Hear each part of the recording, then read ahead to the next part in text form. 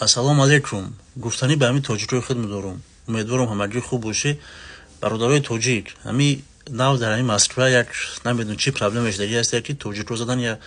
یا چچنسر کشتن. نمیدونم با ارماتور زردیشن با چیزی زردیان کشتن. خلاص جب یا بلوگر یا چچنیت نم دیاسپورا چیه کی уже سیم ویدیوهای کدیساس در یوتیوب مثلا میمونه همونجا رو فهمیدی در تایم کامنتارا میدروی همه کنلی سکروی توجیه اونجا جمع شدن فهمیدی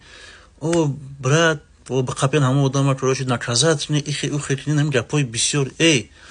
و همه ایمیش ما گفتنی هستم همه کنلی سکرو که در تای کامنت ویدیو همون کامنتار می نویسین رو همه یک چیز نمیدونین یک چیز نمیفهمین چی گپای همونجا چی شیدگیای برای چی او را زدن کشتن پریچینش چی بود با چی سبب زدن کشتنش دیجا میره کنلی سکی میکنی بلین نکنی همی کراتونو بس کنین بس یک چیز نودونیسته نفهمیده چی گپای اوجا کامنتر ننویسین در تای هر ویدیوی اونو در چی با بلد یخلش به عقل که بخدو می نویسه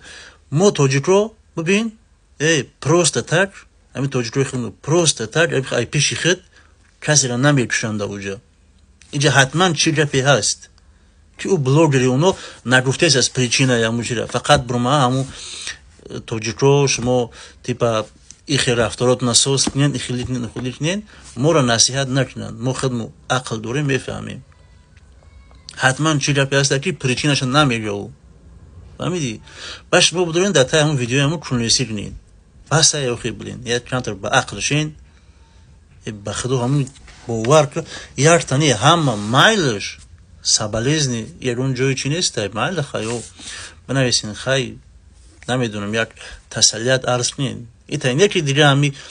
هو بقیپین نکازاتش کنین توجیک خطای هموغی تا یک جا میدونی بزن همون بیچاره ببناه باشه بزن همون را اگرون نمیدونم بسرش زوری که باشن بزن سومش نداده باشن